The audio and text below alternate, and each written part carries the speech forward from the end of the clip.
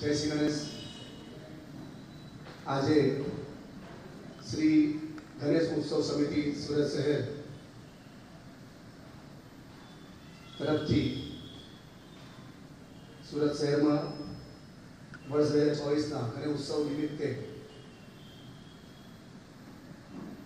જે સુરતના ગણેશ ભક્તોને સુરત શહેરમાં અને મુખ્ય આ ઉત્સવની શરૂઆત, આ સમિતિની શરૂઆત જ્યારે ભાગરચા રસ્તા પર તારા ગણેશજી માટેની ઉત્સવ તુસીમાં ગણેશ ભક્તો નવાપરા અને માળી ફળિયાના બે ગણેશ મંડળો ડાયમંડ જુબલી લેકની પાસે રોડ પર શ્રદ્ધેય પરમ વંદનીય અમારા સાથી મિત્રો અને અમને હંમેશા દરેક કાર્યમાં જેમનો સાથ સહકાર હોય છે એવા અમારા સંત વૃંદ, અમારા સ્વામી વિશ્વેશ્વરાનંદજી મહારાજ, સંત શ્રી સીતારામદાસજી મહારાજ, બટુકગીરીજી મહારાજ, અભય મહારાજ અને બીજા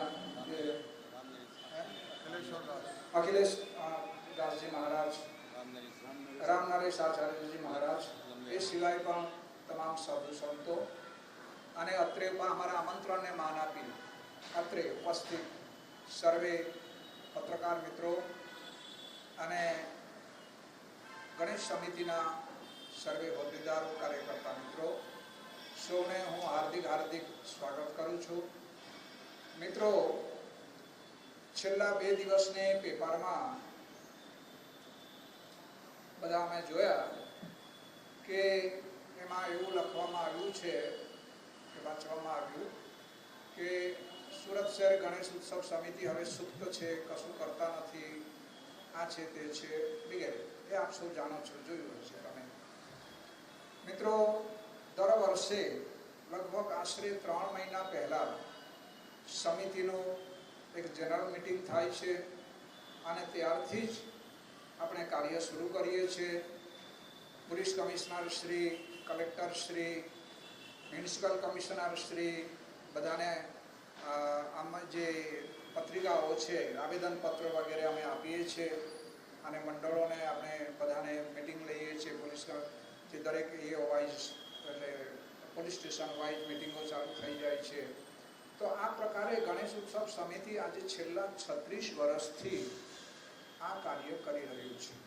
અને મિત્રો, સુરત શહેરના નાના મોટા સૌને ખબર છે કે 36 વર્ષ પહેલાં 85-86 સુધીના શહેરમાં જે ગણેશ ઉત્સવ જોવાતું હતું ત્યારે કેટલી નૃશંસ હતું. ગણેશ ઉત્સવ એક ધાર્મિક તહેવાર હોવા છતાં પણ કોઈ ધાર્મિકતા જેવું, કોઈ લાગણી જેવું ન હતું. એટલી પ્રદૂષિત વાતાવરણ હતું.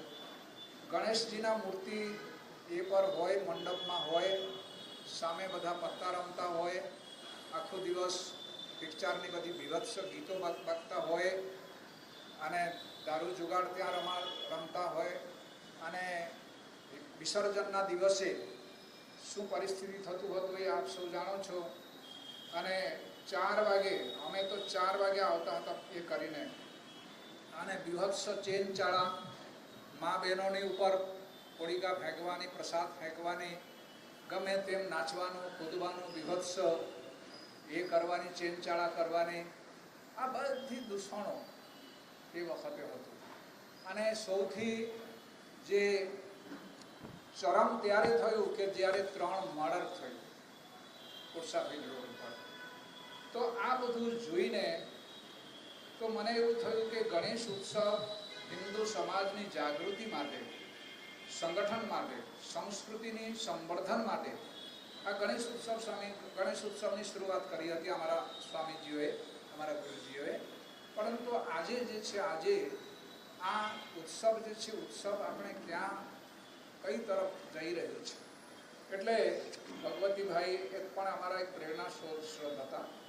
તો એના એથી અમે આ ગણેશ ઉત્સવ સમિતિ 1988માં હિન્દુ મિલન મંદિરમાં એની સ્થાપના કરી હતી અને ત્યાર પછી શું શું થયું છે એની થોડી લખિતમાં આપણે આ એક એ આપ્યું છે એ જરા મિત્રો.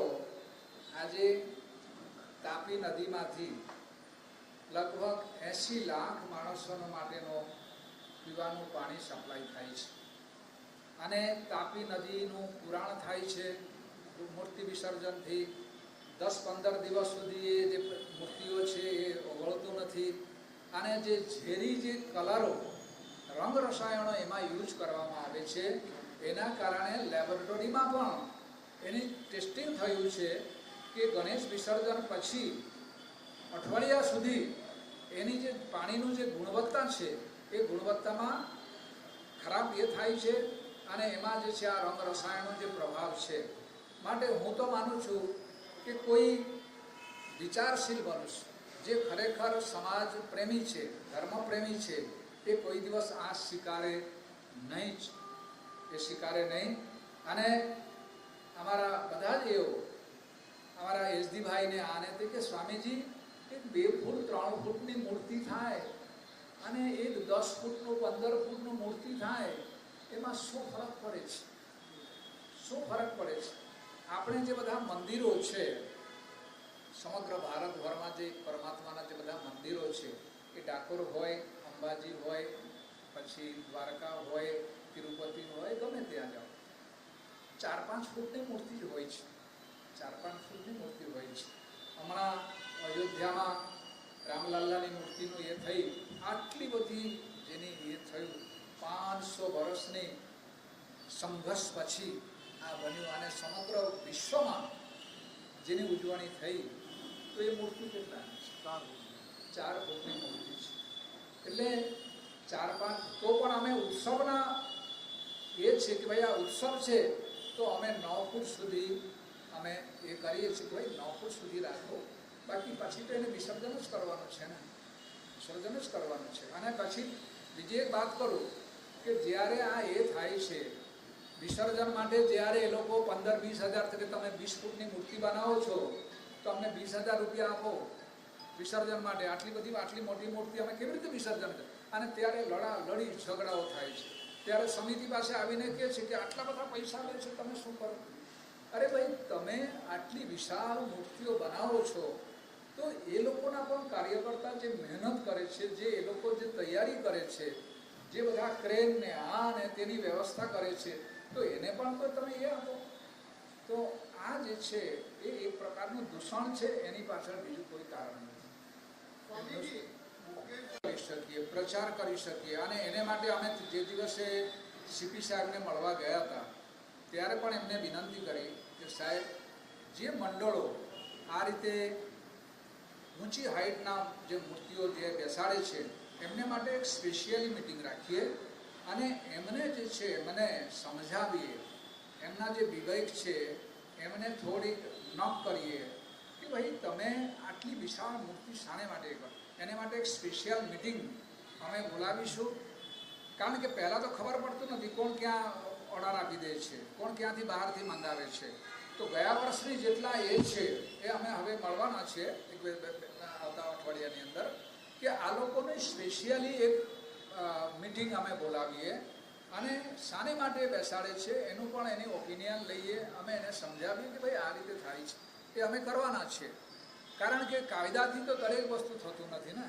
ગયા વર્ષે જ્યારે આ એને જે મૂર્તિનું જે એ છે કારખાના છે એને સીલ કરી દીધા હતા અને સીલ કરી દીધા હતા પછી રાજનૈતિક પગ વાપરીને એ પછી એ લોકોએ પાછું ખોલાવી દીધું પછી. એટલે અમારી તો બધાને અપીલ છે કે જે એ છે, જે સાચી વસ્તુ છે, જે સત્ય હકીકત છે, જે ધાર્મિક જે એ છે એને તમે આ રીતે.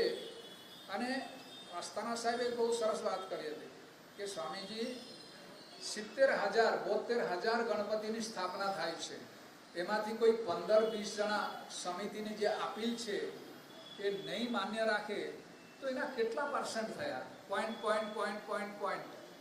તો સમાજની અંદર, દેશની અંદર કોઈ પણ નિયમ 100% જે છે 100% કોઈ લાગુ પડતું નથી અને કોઈના કોઈ 2-4 એવા તો નીકળવાના છે. પણ આપણે એને સમજાવવાથી કોશિશ કરીશું, કારણ કે ધાર્મિક તહેવાર છે ને, આપણે તો એમાં મૂર્તિના તો કોઈ એ નહીં કરી શકીએ, આપણે બધા હિન્દુઓ છીએ. માટે એને માટે અમે જરૂર આ વર્ષે પ્રયત્ન કરીશું અને આ મૂર્તિની જે ઊંચાઈ છે તે બંધ થાય એવી અમારી પ્રયાસ રહેશે.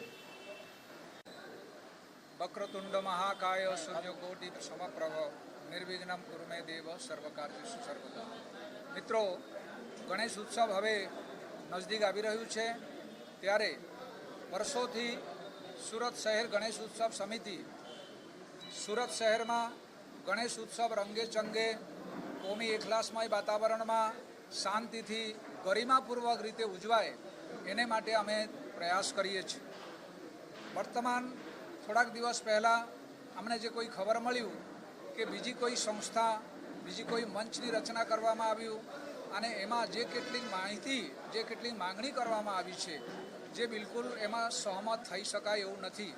ફરીવાર આપણે તાપી નદીમાં મૂર્તિઓનું વિસર્જન કરવાનું અને જે એ છે મૂર્તિઓ છે એ 18 ફૂટ 20 ફૂટની મૂર્તિઓ બનાવવાની અને મંડપો જે છે મંડપો પણ વિશાળ વિશાળ બનાવવાની, તો આ બધા જે માંગણીઓ છે એ જાહેર જનતાના હિત માટે નથી. માટે ગણેશ ઉત્સવ સમિતિ, સાધુ સંતો અને જે ગણેશ આયોજકો મિત્રો છે એ પણ એમાં સહમત નથી. અમે એના એ કરીશું, ઉપર સુધી આપણે વિરોધ, કારણ કે કોર્ટની આદેશ છે, કોર્ટનું હુકમ છે, હાઈકોર્ટ, ગુજરાત હાઈકોર્ટનું એ છે જજમેન્ટ છે અને સાથે સાથે સુપ્રીમ કોર્ટના જે ગ્રીન ટ્રિબ્યુનલ છે એ ગ્રીન ટ્રિબ્યુનલનું પણ આ અંગે સંપૂર્ણ માર્ગદર્શક છે. તો અમે આ રીતે એને જ અનુસરણ કરીશું, બીજા કોઈનું નહીં. આ અમારી સીધી વાત છે. નમસ્કાર. સ્થિતિ સુરત શહેર ગણેશ ઉત્સવ સમિતિ કાર્યરત છે, જેનું કાર્યાલય હિન્દુ મિલન મંદિર ગોપીપુરા સુરત ખાતે આવેલ છે. આ સમિતિના અધ્યક્ષ તરીકે ભારત સેવાશ્રમ સંઘ હિન્દુ મિલન મંદિરના સ્વામી અમરીશાનંદજી શરૂઆતથી છે. સુરત શહેરમાં ગણેશ ઉત્સવ તેમજ ગણપતિ વિસર્જનનો કાર્યક્રમ સારી રીતે ગરિમાથી ઉજવવામાં સુરત શહેર ગણેશ ઉત્સવ સમિતિ સારી રીતે પ્રશંસનીય કાર્યવાહી કરેલ છે અને પોલીસ તંત્ર સાથે સંકલન કરી આ તહેવાર ગૌરવભર ઉજવાય તેમાં આ સમિતિનો ખૂબ જ મોટો મહત્વનો ફાળો રહેલ છે. જે કારણસર સુરત પોલીસે આ એક સમિતિને સુરત શહેર ગણેશ ઉત્સવ સમિતિ તરીકે માન્યતા આપેલ છે અને એ સિવાય કોઈ પણ સંસ્થાને આ પ્રકારની માન્યતા આપેલ નથી.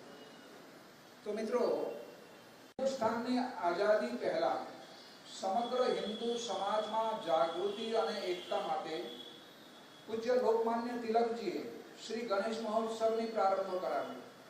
ત્યારે તિલકજીની આહ્વાનના પગલે તલ સુરતના આવેલા ગોપીપુરા સ્થિત ભારત સેવાશ્રમ સંઘ હિન્દુ મિલન મંદિર ખાતે વર્ષ 1942માં સુરત શહેરની સૌથી પ્રથમ ભગવાન શ્રી ગણેશજીની મૂર્તિની સાર્વજનિક રૂપે સ્થાપના કરવામાં આવી હતી. ધીરે ધીરે સુરતના અન્ય વિસ્તારોમાં સાર્વજનિક ગણેશ ઉત્સવનો પ્રારંભ થયો. ગણેશ ઉત્સવની સાથે સાથે ધીરે ધીરે કેટલીક વધીઓ પણ આવતી ગઈ. ત્યારે મંડપ બાંધીને આખો રાસ્તો બંધ કરી દેવી, મોડી રાત સુધી ફિલ્મી ગીતો વગાડવા. સૂર્યકોટિ સમપ્રભ નિર્વિઘ્નમ કુરુ મે દેવ સર્વકાર્યેષુ સર્વદા.